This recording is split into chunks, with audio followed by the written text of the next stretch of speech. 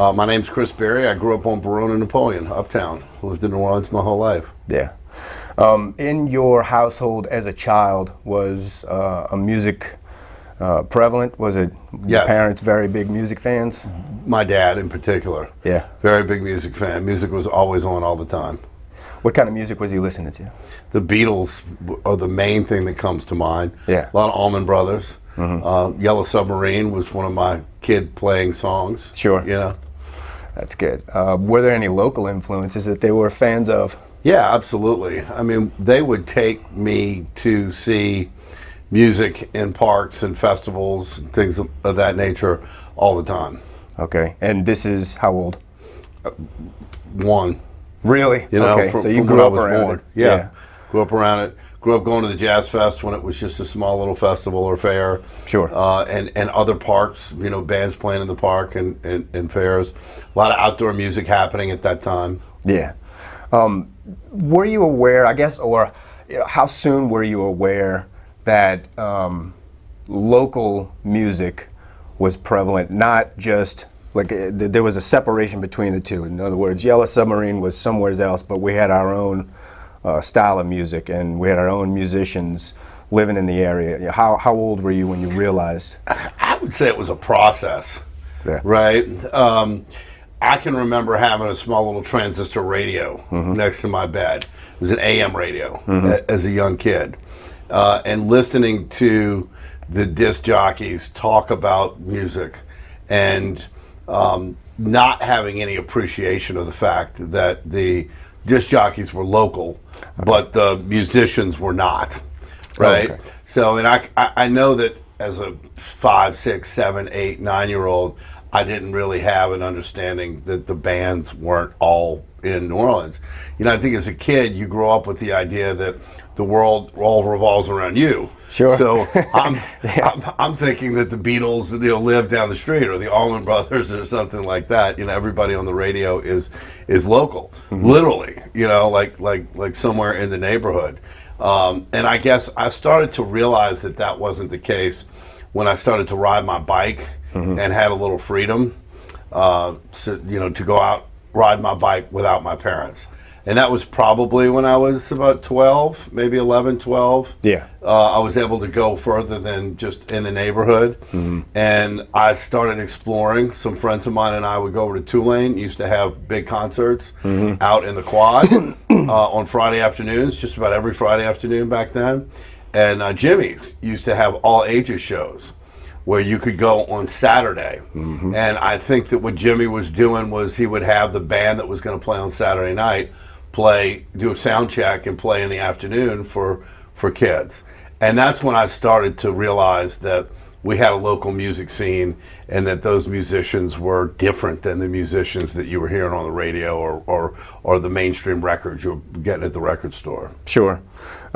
Obviously, looking at your career, music has influenced you greatly. Did the idea that we had our own local musicians kind of compound your love for music at that age? I think so. I mean, being able to see live music is such a different experience than listening to it. I love listening to music, whether it's on my headphones or on a record player or however. But seeing live music and live music performance and the improvisation that comes along with it is just fantastic. Yeah. And I think that at a young age, I didn't understand the nature of improvisational music, and I didn't understand the adrenaline of the live music performance. Sure. But I did understand it innately. Like, I would ride my bike, 3 miles to go see a live music performance because I liked the experience of it, but I couldn't articulate what it was, about it per se. Yeah, I don't think anyone could break it down into words aptly enough to convey that feeling to someone else, It's the one thing that gives me chills. Yeah. Still to this day. Did your parents play any musical instruments? Were there anybody in your family that was playing musical instruments? No. Not a musical, not a performing family at all. Okay, just fans. Yeah, just fans. That's okay. Sorry about that. Matter of fact, I need to turn my off too.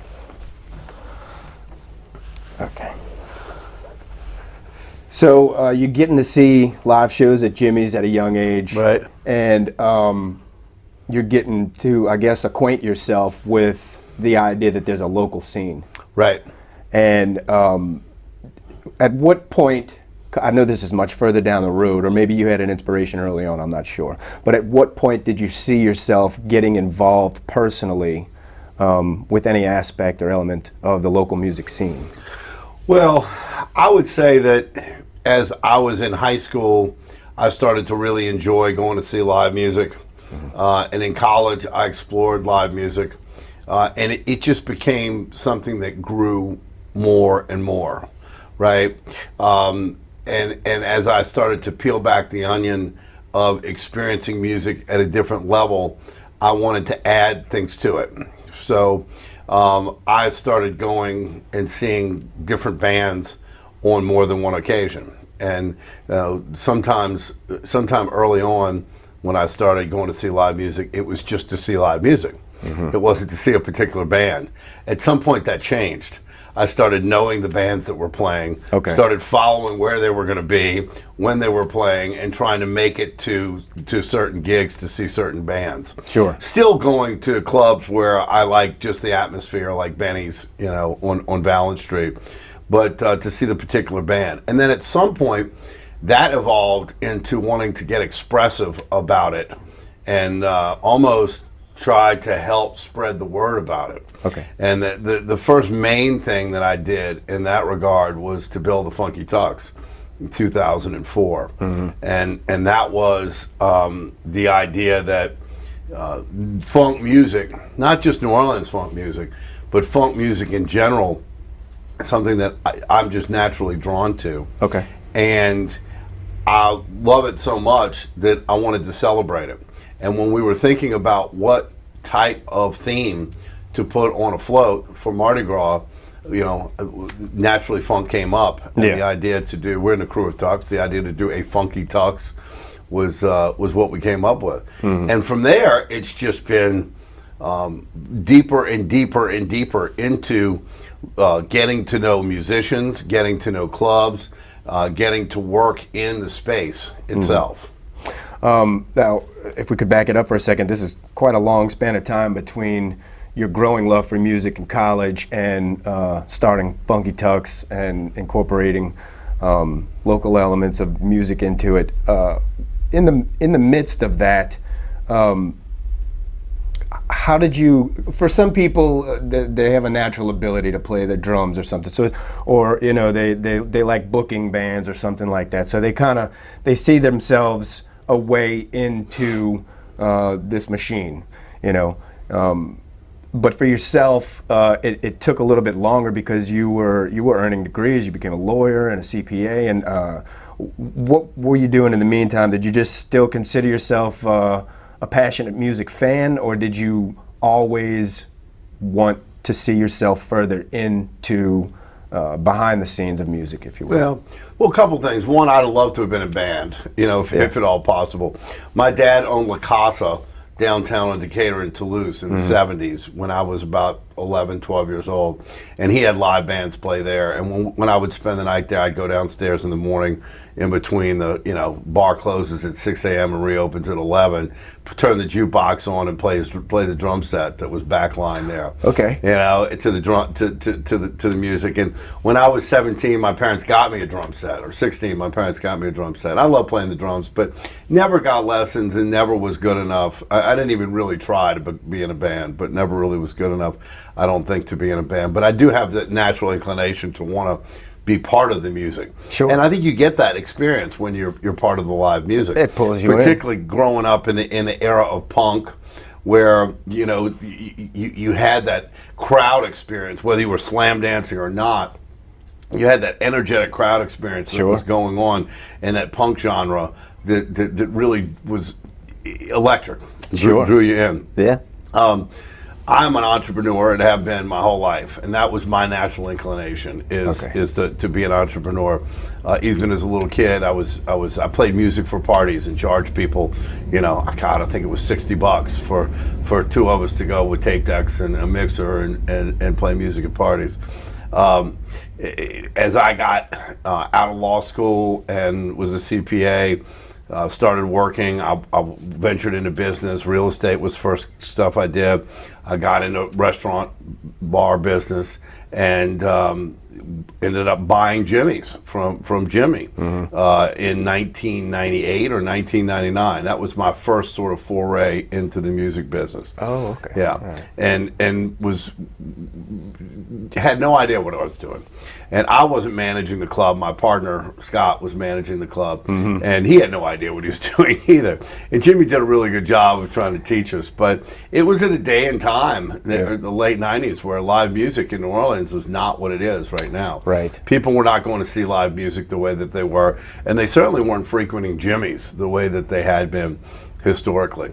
And so we realized pretty early on that there wasn't a whole lot of money to be made in the live music business, and we ended up converting the club to a more of a dance club for college kids.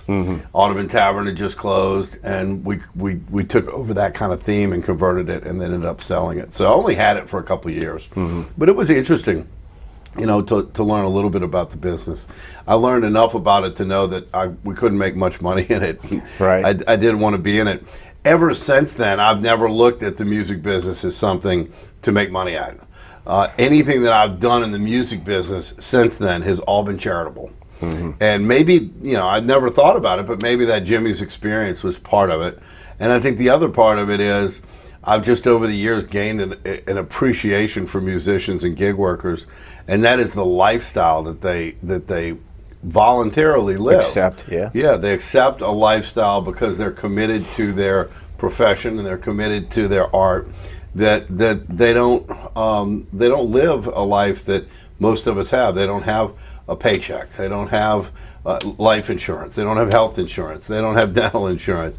Lots of times they're driving beat up cars that break down all the time. They don't work the regular hours that we work. It's hard for them to have a family in the type of style that a lot of people, you know, normally have families. Wake up in the morning, eat breakfast with your kids, that kind of thing, because they're out late, they're working, etc.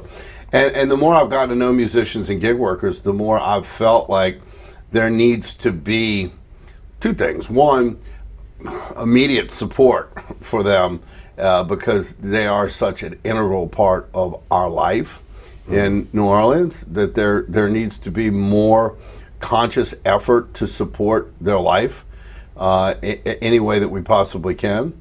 And then secondarily, I feel like people systemically, we need to work to change how musicians and gig workers are treated economically, so that we value them financially at the same level that we value them spiritually or artistically. Sure. And so I've devoted a bunch of my life now to trying to do both of those things. Sure.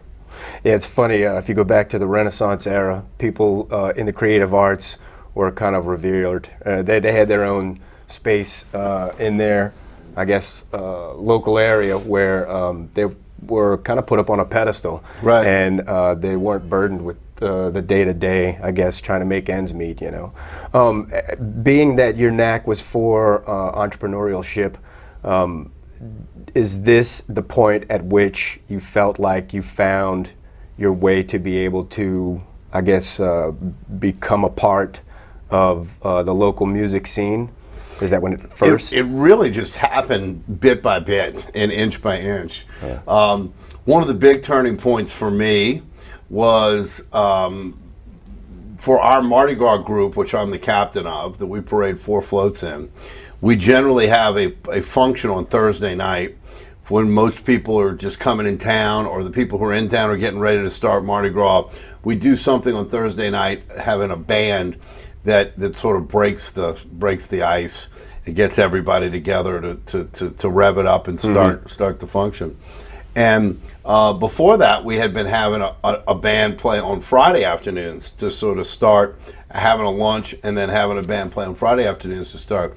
So I had been booking bands in association with our Mardi Gras parties for a little while, and getting to know some of them, and was at a point where I really didn't have a favorite band or like a house band or somebody I wanted. And I called a friend of mine who's in the music business full time, and asked him for a good young local funk band that would really kick it up with our group. And he referred me to this band, Soul Project. And I booked Soul Project to play, not knowing them at all. And during the first set of their gig, I really just was drawn to them. And so at the set break, I spent the set break at the bar talking to Christian, their leader, and we became friends instantly. And since then, we've done all sorts of things together. You know, the next year he came and rode on the floats with us, get a little experience of what we do Mardi Gras like. We booked him again. We started talking, and then over the next year or two, he and I came up with this idea, along with another friend, Russell, to do a rolling soundstage on a float, where we would have a band roll on a float that would have studio quality sounding music on the float. And it was really Christian's idea, and Christian's like, look, you all put such great quality sound into your recorded music that you play on the 3 floats that you have. Yeah. What would it be like if somebody put that type of effort into the sound of a live band in Mardi Gras? All the way up until this point, 2018, we've been booking bands and doing things like booking local bands and making a big deal out of them, making posters for them, throwing posters off the floats, making socks for them, handing socks out all the time. Yeah. The first act we did was George Porter. We made these purple socks with George Matters and him playing the bass. And Great. I went to the Jam Cruise and handed out like 200 pair of them to people. Yeah. Just sort of like an emissary of New Orleans music and that atmosphere. You know, Christian and that relationship with Christian and sort of deciding to build the Funky Uncle is where a lot of things started, because I didn't want to build the Funky Uncle if we were just going to use it one time a year to parade. Right. I really wanted to build something, if we were going to put the kind of time and effort into it, that we could use at other times. And so my commitment from my people that I'm working with in my group was we would build something that we could use and take out into the public and give away free music to people. Yeah. And so that was, the Funky Uncle was built with that dual intent. And I got a commitment from Barry Kern, who built the float, that he would take it out when we had charity events. And so we built the float, we debuted it in 2018, but then we also, that a month later, had a little jazz fest for the homeless. And that was our first event that we did, where we brought the float out. We had red beans and rice and jambalaya and gumbo, and we invited homeless people. We had a couple bands, and we did this whole little event. And we started doing things like that 3 or 4 times a year. And through doing that, trying to take music and break down some barriers in society, give it away, also get the musicians involved in some of the other things that we're working on and doing. And that was the start to the whole Funky Uncle experience that was going along just fine until COVID happened. Sure. And then COVID thrust me into the music business like knee deep. Really? Yeah, because we already had this established practice of every 2 or 3 months using the float for charitable purposes. And so Christian called me right when COVID happened and said, look, man, I can't work. You know, they were gigging every night on Frenchman. What am I going to do? What are we going to do with the Funky Uncle? You know, and we started talking about people were going to stream and do streaming shows. And then we got the idea we could just stream from the Tucks Den, and we could use the float itself as a backdrop for streaming a show. Yeah. And he and I decided to do it. I think 2 weeks into COVID, we had our first show on I think it was April the 3rd. Was the first show we had, 2020, and people started coming out of the woodwork when they heard what we were doing. And I don't even know how they heard it. Right. You know, we were gonna take two iPhones and set them up and stream a band set up in front of the float. And before the time for the hit, we had a camera company, a lighting company, and all these people who volunteered, a sound company, people who heard about what we were doing, who volunteered to bring equipment and to bring people and to come and do it. And the Funky Uncle grew, what's called the Funky Uncle Live, grew out of that, and it evolved over a period of time. But through the Funky Uncle, over a period of 2 years, we had 104 different bands play. Yeah. And so, everybody was doing everything. Christian and I were booking the bands and dealing with the bands. I would always try to get somebody to make a home-cooked meal, give the bands an opportunity to come and practice and rehearse a little bit, have the meal, and then do the show, Sure. which would involve the interviews. And so I got to meet so many musicians that way.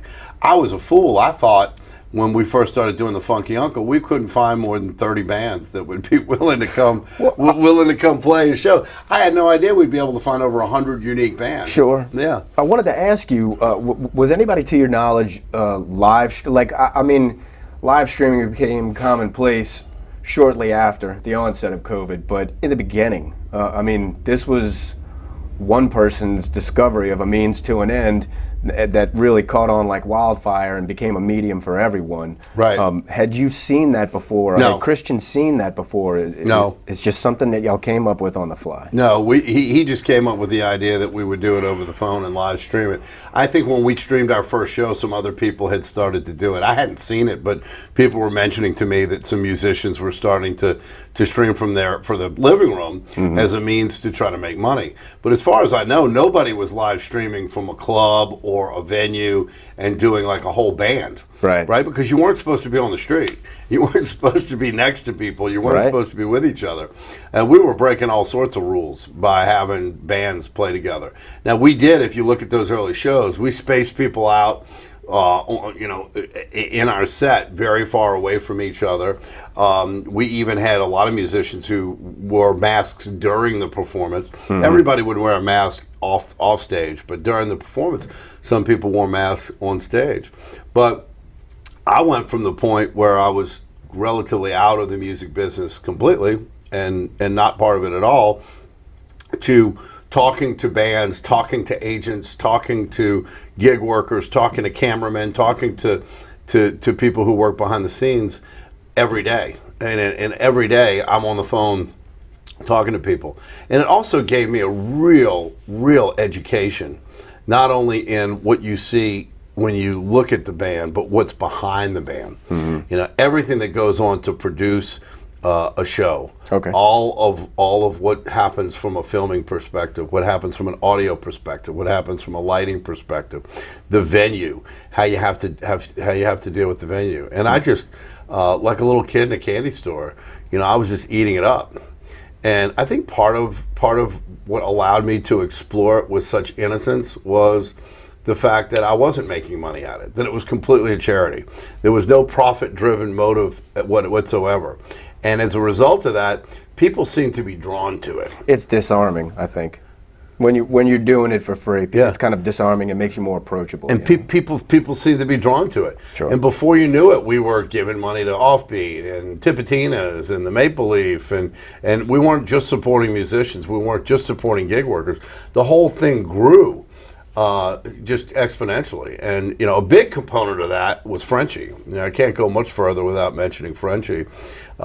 Frenchie's also a Tux float captain, just like I am. Okay. I had never met Frenchie before, and our float was sitting here, so to speak, and Frenchie's float was over here. And Frenchie's got a really cool looking float. And Christian said, "Wouldn't it be cool if we put Frenchie's float and our float next to each other, and we made like a V, and you had two sides to the backdrop for where the musicians were playing?" I said, "Man, that sounds great." Christian didn't know Frenchie either. So somehow we found his phone number, and Christian called him and said, "Hey, man, we want to borrow your float. Do you mind if we move your float over and use it?" He goes, "Well, you don't want me to come paint?" Nice. And we're like, "Sure, come paint." So by I don't know, these are the first 40 shows right here. So I think probably by the second, he painted the set for the second show, the Soul Brass Band. He was there. So for the second show, he was there painting. And of the 106 shows, I think he painted 89 of them. And we sold the Frenchie painting, either auctioned it on TV, or we had people who came to the den who bought them. And those Frenchie paintings were the single biggest source of revenue that we had during the Funky Uncle. And so he would take a percentage of what we sold it for. always less than 50%, sometimes even 10 or 20%, just depending on the deal.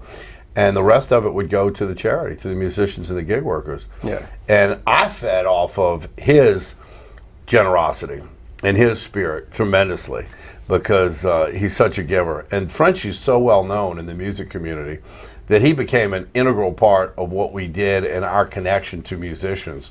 And he introduced me to a whole lot of people and got me involved at a much deeper level. Sure. Yeah, that's spectacular. I was reading about his method and how he kind of steals a scene in his mind, I guess, if you will, and then immediately is putting it down on canvas, kind of from memory, you know.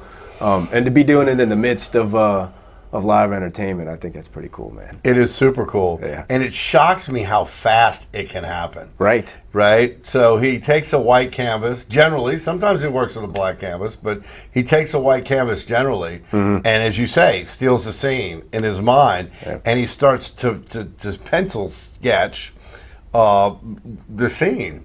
And the shows mostly were 60 to 75 minutes worth of music. And in that period of time, 60 to 75 minutes, he could pencil sketch the scene, start coloring it in, and have it mostly finished, sometimes complete, by the end of the 75 minutes. That's fantastic. Just blow your mind that it could happen that fast. Yeah. And if you watch him do it, you realize that he operates at like a 4 times speed when he's in the zone of creating than anybody normally operates. I can't imagine a better his body atmosphere. is moving so fast, Yeah. and his mind is so focused and centered on what he's doing. Sure. It's just beautiful, and you know, it's really a whole genre of painting. The Frenchy COVID art from the Funky Uncle is itself a body of work that is different than other Frenchy paintings. And then if you look in the Frenchy work itself, it evolves over a period of time, because his float was positioned in one place for a while. He painted from the catbird seat in his float. And so there's a certain positioning to it. And then when he changed the perspective of where he painted, you can tell in the history of the paintings. And then there's certain things that he adds to the paintings that he did and didn't do. And in the end, he's experimenting with some tape and putting tape on it and painting around the tape and then taking it off and painting other things. Yeah. And so you can sort of see that experimentation at the end of it too. And it's kind of like looking at a musician's career and seeing how, or an artist's career and seeing how the music evolves over a period of time. Yeah. Frenchy's painting during COVID evolved over a period of time. And I hope that people will look back on this at some point, particularly with Frenchy's work, and say that you know that they can appreciate and see those evolutions. Sure. It's funny that he'll have a catalog of work that's characterized by a pandemic. That's right. You know, That's but right. he turned something I guess negative into a positive. But it's also ironic how all of this impacted you, I believe, and many musicians, because it was the inspiration for albums, solo albums. A lot of remote work was done, but albums nonetheless that maybe would have been put on hold because they were gigging live so often to pay bills, you know, and then when that wasn't an option, they still felt the need to express themselves and did so with other means. But it's funny how it actually pulled you in. You think it would disperse everyone. I mean, it did. Well, I think essence, it had a different effect on different people. Right. Right. I'm watching this TV show right now, New Amsterdam, on Netflix, and you know, look at the TV personification of what it did to some people, isolated them. I was not willing to stay at home. You know, I run a homeless organization too, Grace at the Green Light. We were the only organization that fed for the first 2 months. Everybody else closed. Oh wow! So if you wanted breakfast, lunch, or dinner, and you were on the street, you had to come to Grace at the Green Light. And so we were feeding 3 meals a day for 60 days, and I had to get out and work on that. And so between working on feeding people and working on the Funky Uncle, I was out all the time. Sure. And working all the time. And I actually was working harder during COVID than I had before, because there were so many challenges, and I was doing new things, you know, expanding into new things. It thrust me in my life into doing 80-90% service work, and I haven't turned back since. Even though COVID has disbanded and fallen apart, the pathway that this has led me down the Funky Uncle and Grace at the Green Light and doing mostly service work is something that I've continued to chase that path. And I think that God has provided that for me, not as an intentional decision that I made, but just sort of a consequential outcome to the circumstances. And I've decided to sort of commit my life to that now. Sure. As far as the Funky Uncle goes, y'all are producing albums too. I wanted to mention that. Yes. Yes. Tell everybody about that. Sure. So after we had gotten going for a little while, there were so many individual experiences. You know, you go to a live show, right? There's some takeaway that you take away from that live show that was really significant from you. Maybe sometimes a couple of different events. After a few of these shows, we started thinking, God, it would really be cool to do a album out of some of the events of these shows that really were significant to us. Mike Quinlan, who's a band manager and a friend, was running the record press and runs record press. And so I was familiar with the record press and familiar with the work that he did, and started talking to him about the idea that we might do an album of cuts from the shows. And he was really supportive and helpful on how we could put together and do it. And so I went to some of my friends who are in this Mardi Gras group that I have. We call ourselves the Fat Bankers. It's the Funky Tucks group. And asked everybody to put up some money. I think we got, 20 people to put up $500 or $750 a piece, and pooled that money together in order to come up with the cost to actually have the record produced. You know, there's all sorts of things that go into to making an album that I didn't know anything about before we did it. But taking each of the songs and then going behind it and mixing the song to be worthy of being put on the album, getting them all timed correctly, doing all the artwork, writing the liner notes, etc. And so we got the financing for it and did it and put it together. And then the idea is, well, what are we going to do with it? And so we decided that we would hand it off. Mardi Gras floats would be the only way you could get the album. So just so happened, we were hoping that in 2021 we would parade, but we did not get a chance to parade. Right. We actually had the album done by Mardi Gras of 2021, but we weren't able to parade. So we saved it for 2022. Yeah. And that year I was the king of Tucks, and my daughters were the queens of Tucks. We had the Frenchie float, and then we had our regular 4 floats. So we had 7 floats all together at the front of the parade. We had 5,000 copies of the album, and we handed out 5,000 copies of the album off the floats. It was amazing. Yeah, it was the only way you could get the hard copy of the album. You can get it electronically on Spotify or on iTunes. Okay. Yeah. Is the format going to be the same moving forward? Well, no, we stopped the weekly Funky Uncle April the 6th, 2022, which was our 2nd anniversary. And if you haven't seen that show, you ought to go check it out. It's on you. All our shows are on YouTube.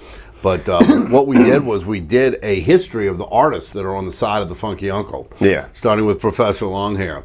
And we had people who, if the artist was passed away, we had people who had played with that artist who came, did a couple songs, and did a little interview about that artist. And we mixed in the interviews with the songs rather than do all the regular format of the Funky Uncle was to do all of the music and then do the interview. But what we did for our 2nd show was we did one artist at a time. So we did the music and the interview, and then the music and the interview. And it involves George Porter and Leo Nositelli on the stage at the same time, doing meter songs, doing Alan Toussaint songs. Jason Neville getting up and singing some Alan Toussaint, and it's a fantastic show. But we decided to stop because the whole purpose of the Funky Uncle in the beginning was to give the world some free music and give them an opportunity to get some joy in their life, while at the same time raising money for musicians and gig workers, giving them somewhere to work. They didn't have anywhere to work. Well, things were opening up. There were clubs. There was opportunity to go see music. People were getting jobs. And there was less of a need for what we were doing. But it has transformed into a couple of different things. And that is that we've been doing events for people. So we'll do a private event for somebody if they're having like a wedding and they want to have parties, where we'll go out and book the musicians and make sure that they get good pay and that we get the right people placed in the right situation. We don't make any money. This mobile soundstage still exists. I wanted to interject. Sorry, but the remnants of what was the Funky Uncle still exists and are still being used now for these things that we talked about. Yeah, and even if we don't use the float, right? So, for example, we've been doing fundraisers. Walter Wolfman passed away recently, and his widow asked us if we would do a fundraiser to help her pay for his medical expenses. He had cancer right before he died, and his funeral expenses. So we partnered with Tipitina's, and we did the fundraiser there. And we were able to have 65 or 70 musicians come and play for free.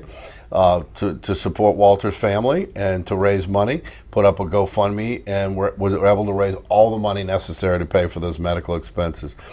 Jan Ramsey, the longtime publisher of Offbeat magazine, she has cancer too, and she needed some experimental type treatments that needed to be paid for. We brought the float out to Tipitina's, and we had the Funky Uncle float in the street. We closed off, and then music inside. We were alternating music inside and outside. Awesome. We raised a significant amount of money there.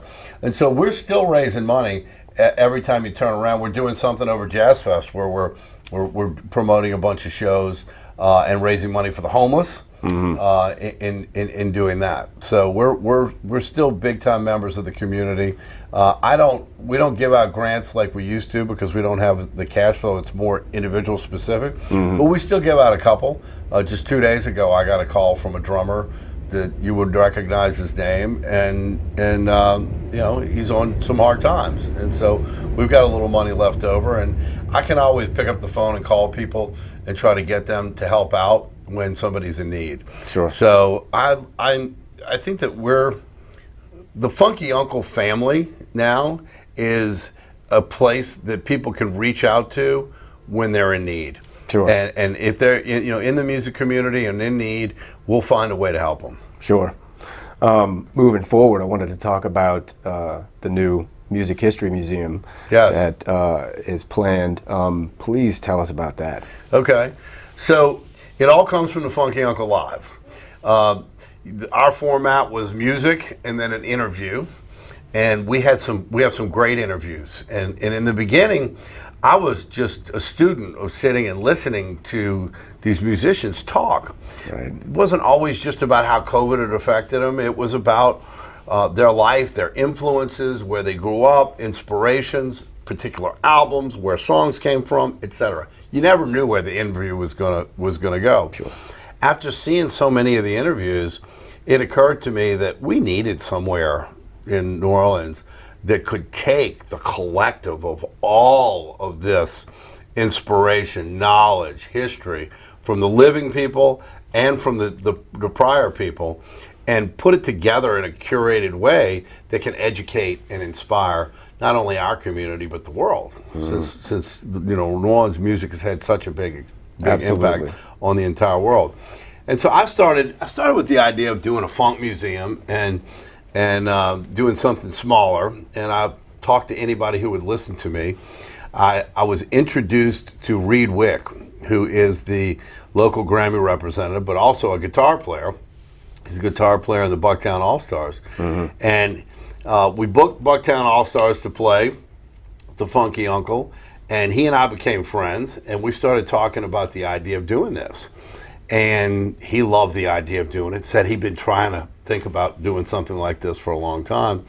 And then he introduced me to Bob Santelli, who had left the Rolling Stone magazine to create the Rock and Roll Hall of Fame, and then had gone and done another 8 music museums after that, including the 3 Grammy museums. And at the time that he introduced me to Bob, Bob was the founding executive director of the 3 Grammy museums, all 3 of which he created. So Bob, Reed, and I talked, and we talked through the idea, and Bob loved the idea, but in Bob's mind, this museum was going to cover all of Louisiana music and was going to be a worldwide institution on par with the Rock and Roll Hall of Fame. And it's become that.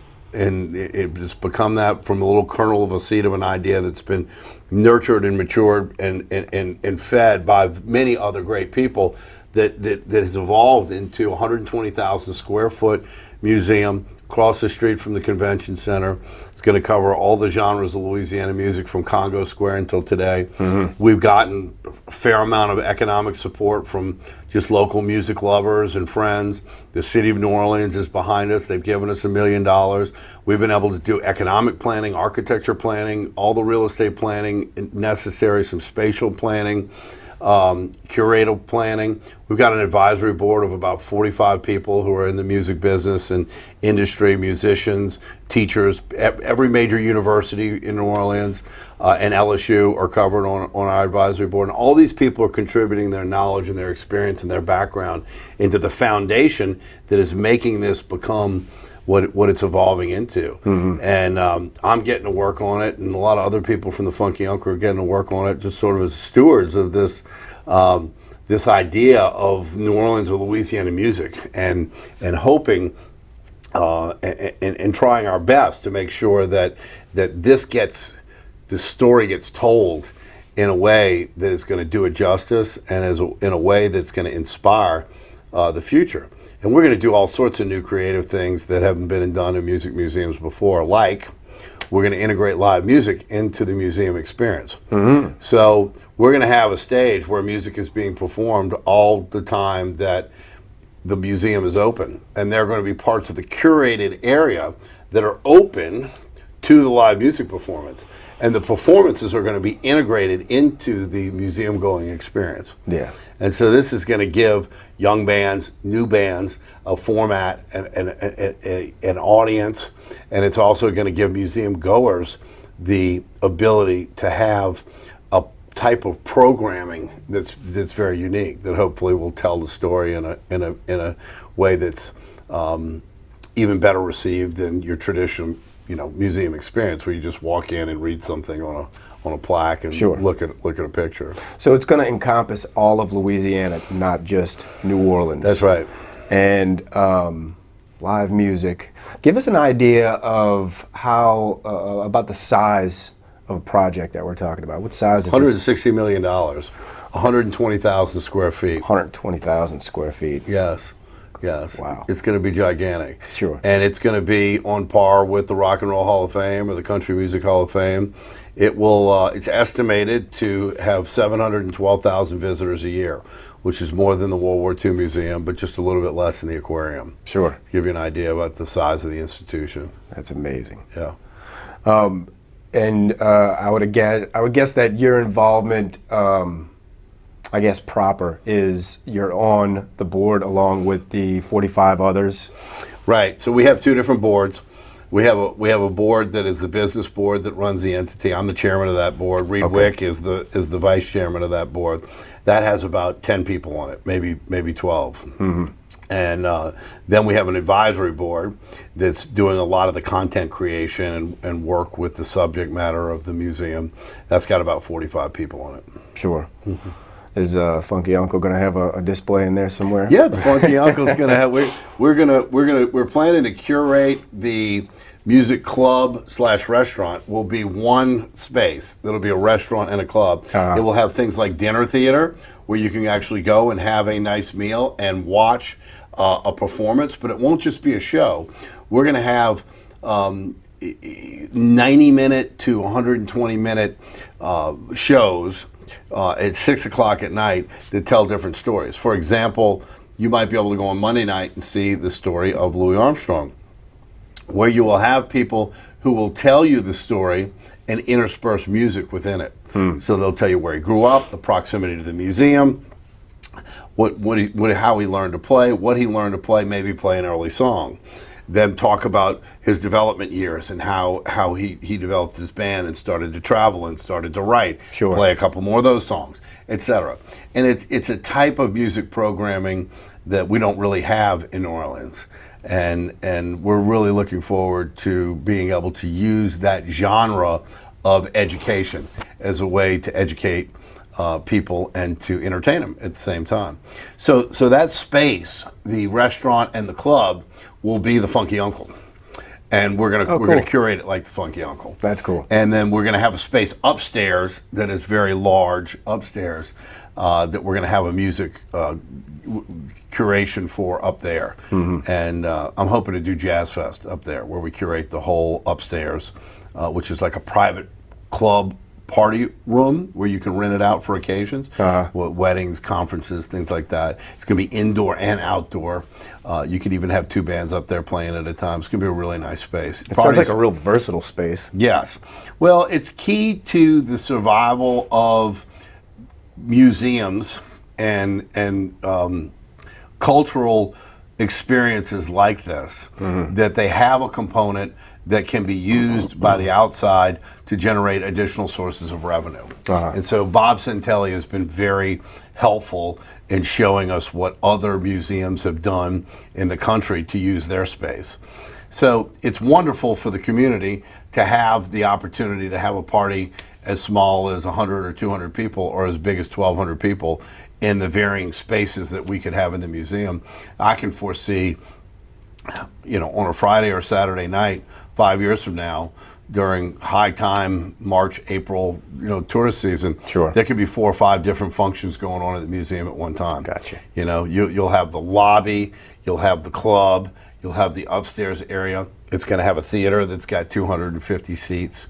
And all of those things will be integrated into opportunities for people to come in and rent the space, and then also get part of our programming. Because when you come to this museum to have a function, people are going to want to experience our local music, and so that's another way for us to do the same thing the Funky Uncle was doing, and that is putting the right bands with the right people, being able to have the right experience, and make sure the musicians get paid well. And that we have an experience that is economically suitable. A big goal of ours is adequate compensation for the people who work in the museum and the people who provide services for the museum. So I want to try to make an impact also on the value that people place on what they're getting. It's wonderful that you can go to Frenchman Street and see free music. I think that that's a fantastic aspect of New Orleans, but think about the other end of that. You're not paying to go in a club, so that means the musicians aren't getting paid unless you drink, and they're getting a percentage of the bar. So on a slow night, they might not be getting paid, or even on a big night, people aren't drinking as much, they might not be getting paid as much. People don't drink as much as they used to. Maybe they drink water more now. It's really tough for musicians. It's hit or miss. It is a nice starting ground for some young bands, but seasoned musicians and even some of the younger musicians, I think, deserve a little bit more respect. So trying to change the value that is being charged and explain to people why you're changing the value that's being charged and how it translates into salaries or benefits or opportunities for insurance or adequate pay, things of that nature. We will employ full-time sound technicians, full-time lighting technicians, full-time stage managers. They will all have apprentices that will be high school kids that come out of school that don't want to go to college, that want to learn a trade. We can put them in a 2-year program, a 3-year program where they can learn lighting, stage, sound, and they'll be able to graduate from that program after having been making a living wage and getting benefits, going out there into the community where they will expect a living wage and they will expect insurance and they'll have a skill that should be valued that way. And hopefully it will work to raise the level of the quality of production and also raise the value that people put on, one of our biggest natural resources. I went to Stax Museum in Memphis on vacation, and it's a small operation, a real small place, but I really liked that they sat you down in the beginning and you got to see a short film that kind of informed you about not only what you were about to see, but the history behind what was left.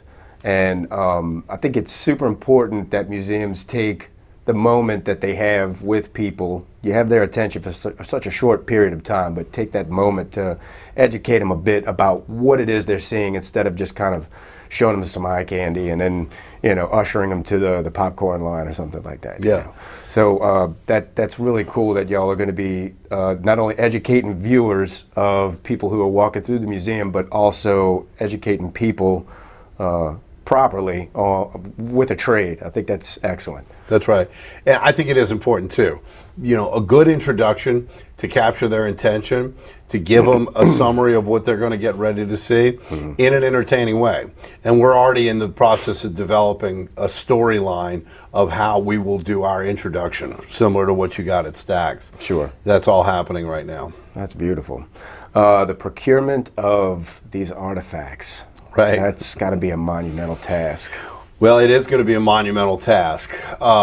We haven't really started at any great level. We're doing a Fats Domino exhibit in October as sort of a coming out show of what we're going to be able to do when we open up the museum, and that's going to be at the Jazz Museum. Okay. We're going to accompany that with this format of telling music stories, with partly oral history story and partly music. We're calling them symposiums. We're going to have a couple of those. Right. One on Earl King and one on Dave Bartholomew. And then we're going to have 3 days worth of music. We're calling that Funk Fest. We're going to do all that in October to sort of give people a taste of what we're able to do. And in the process of trying to get Fats Domino artifacts, we're realizing how difficult it will be. And of course, Bob Santelli was developer of the Rock and Roll Hall of Fame. Part of his job was to go out and get artifacts. And he said that particularly in the South, Southern musicians, there are not a whole lot of artifacts because the people didn't understand and appreciate 100 years ago that these things were going to be valuable, and they didn't hold on to them. Sure. And suits, performance gear, things like that, those were sold. They're used by other people.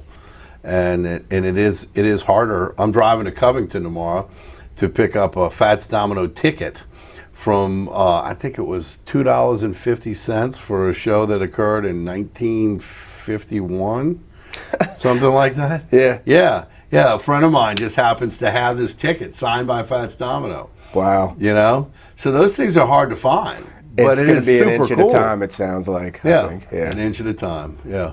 That's fantastic, man. I wish you all the luck in the world. I'm so excited about this, and I realize how big of a task this is going to be. What are your projections for any kind of loose timeline that people can look out? So right now we're in the funding phase. We're developing, we've developed our plan. We're going out to get funding. Assuming that we get the funding we need, about October or November of 2023, we'll start planning. And that will be the detail architect and engineer planning on how to build the building in the way that is going to house everything. And then the detailed planning on how to take all of this work that we've been doing, planning what's going to go in the museum, and really making it into like what goes in what room, right? The actual curation.